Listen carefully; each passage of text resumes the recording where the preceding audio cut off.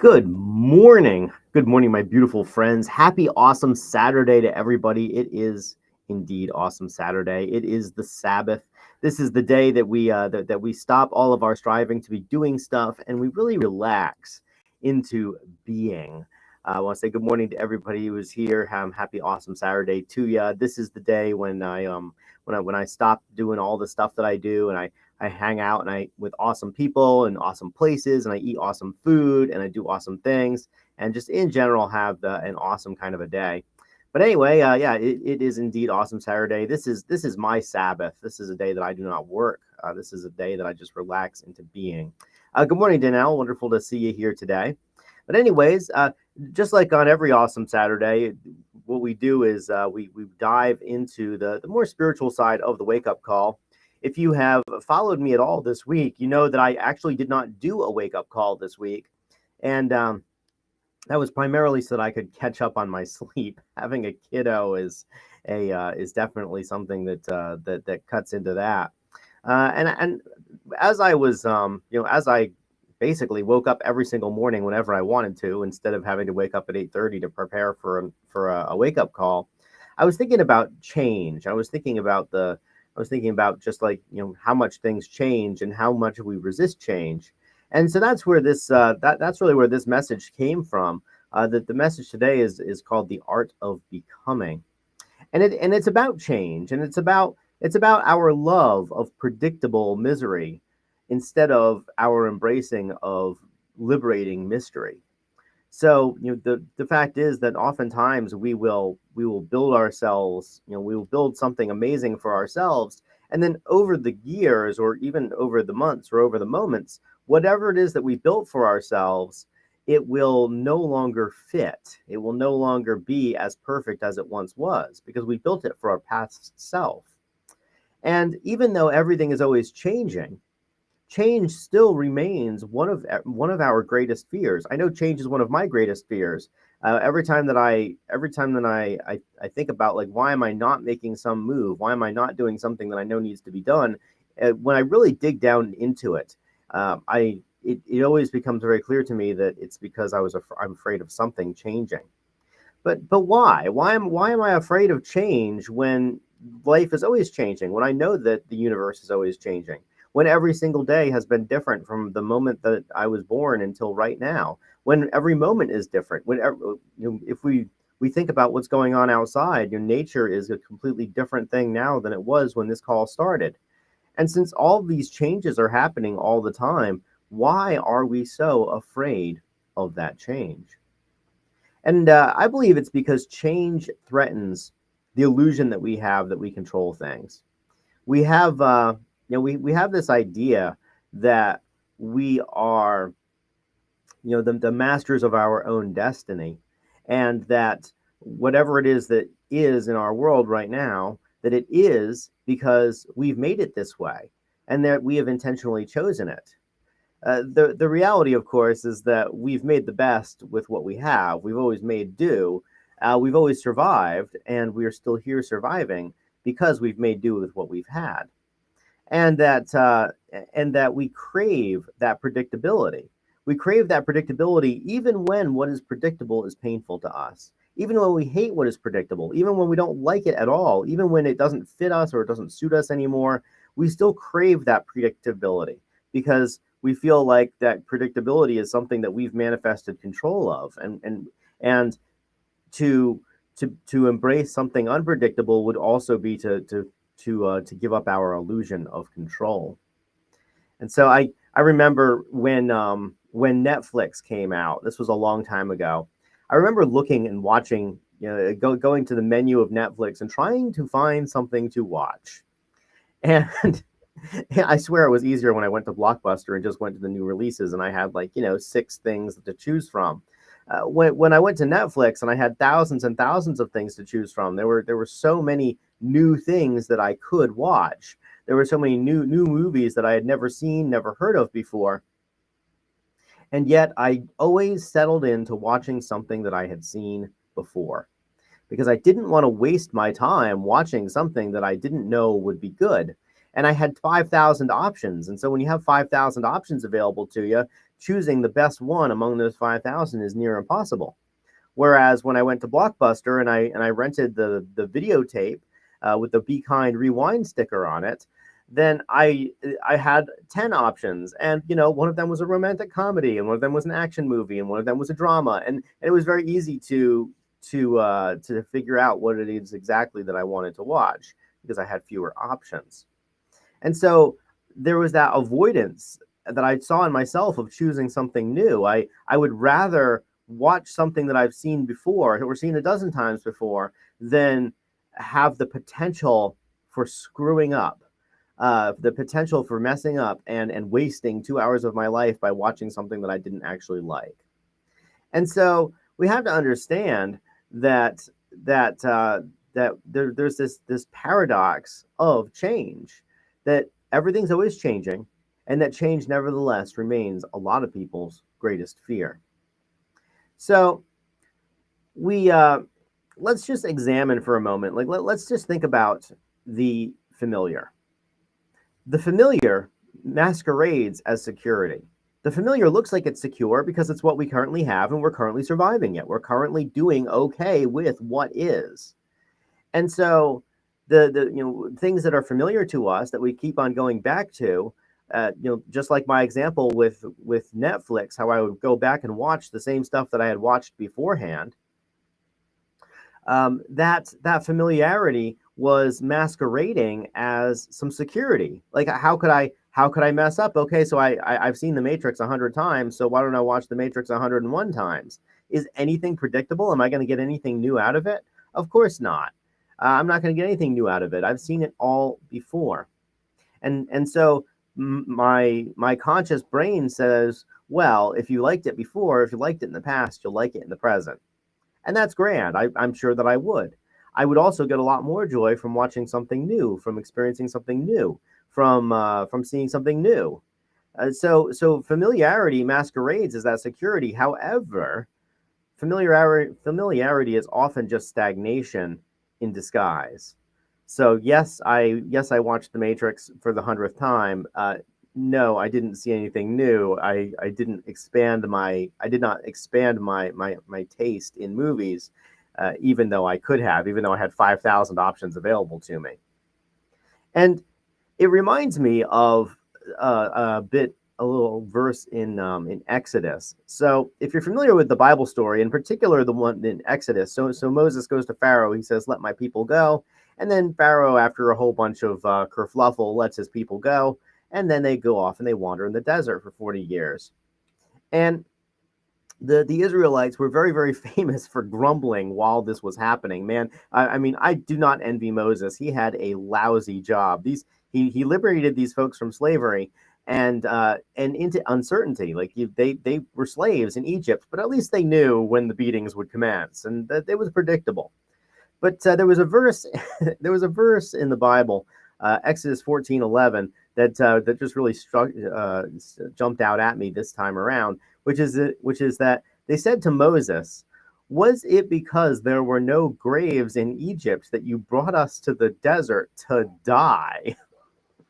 I mean, could you imagine leading these people? They're like, "Hey, we're going to lead you into freedom." And they're like, "Why? Because there's no graves in the land of our slavery that you brought us out here to kill us?"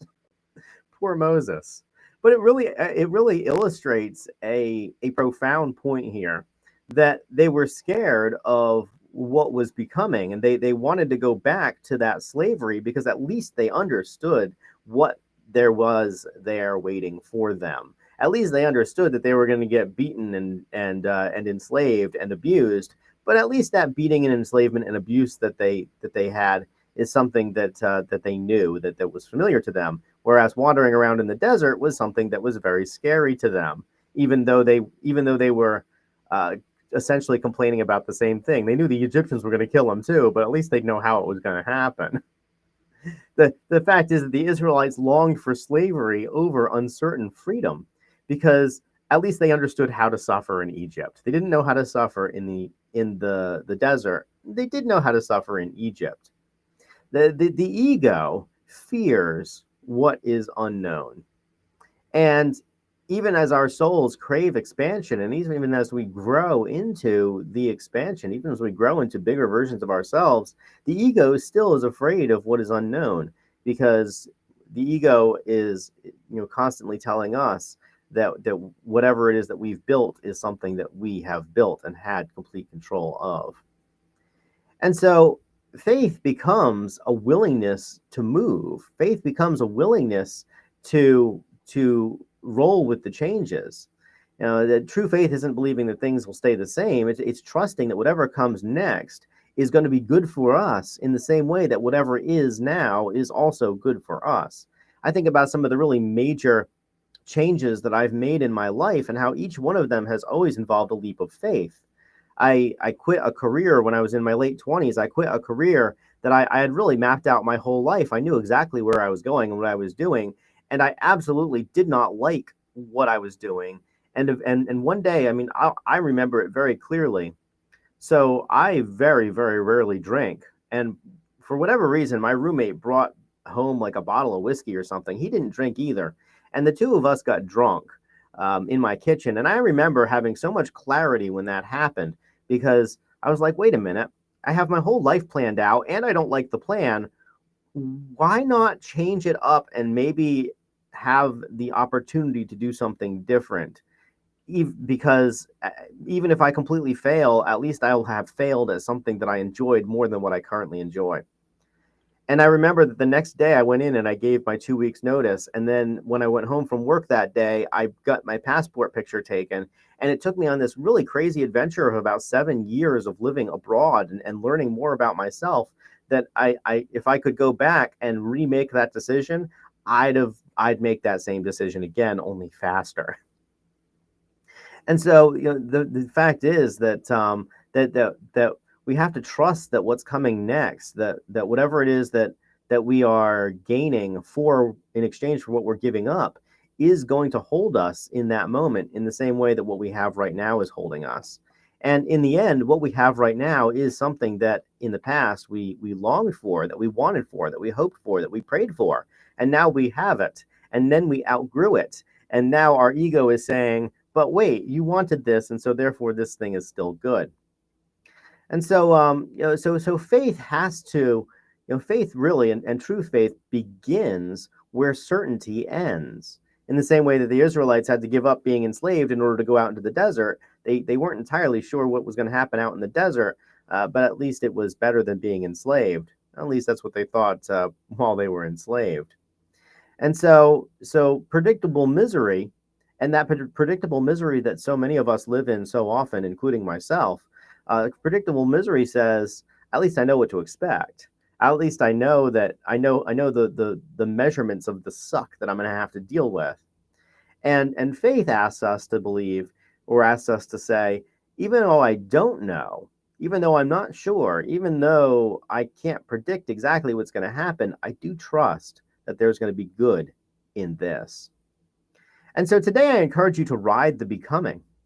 If you've ever been out on a surfboard, there's a magical time when you catch your first wave.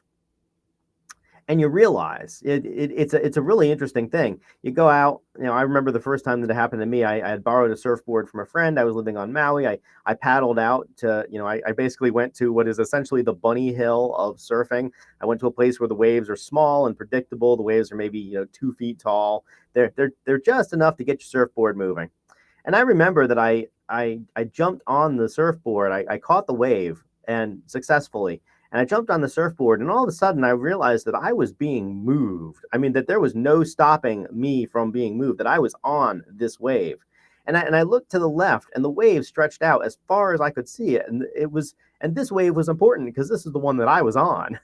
And then I looked to the right, and the wave stretched out as far as the eye could see. And I realized that I was a part of this thing that was so incredibly huge. And a wave that didn't look like it was all that much from the shore was carrying me and this surfboard with such incredible force and power that I was afraid that it was going to smash me up against the rocks. Now, of course, that didn't happen. The wave died down before it got to the rocks, or even before it got to the really soft beach, which is really the thing that it was pointing toward. But I remember that. I remember that experience, and I remember the rush that came from catching that wave and becoming a part of something so much more powerful that I had no chance whatsoever of controlling. I couldn't control the wave in the ocean. I could, however, control my posture. I could control the place that the surfboard was located, preferably underneath of me. I could control I could control just how long I was riding the wave because I could always jump off of it. It was a little 2 foot wave. It wasn't a big deal. There was soft sand at the bottom. It was fine. So the fact is that in that moment, I realized, like, I mean, it was a complete paradigm shift for me. But in that moment, I realized that life was very similar to that. That I was constantly riding these waves, and that if I could just relax and enjoy the ride, and enjoy the fact that I was being pushed along by these huge, powerful forces that were way more than I could ever hope to control, but that I could control my place on it. I could control my attitude about it. And so I could either brace myself for impact, and oftentimes an impact that will never ever come, or I could just balance on it and enjoy the flow.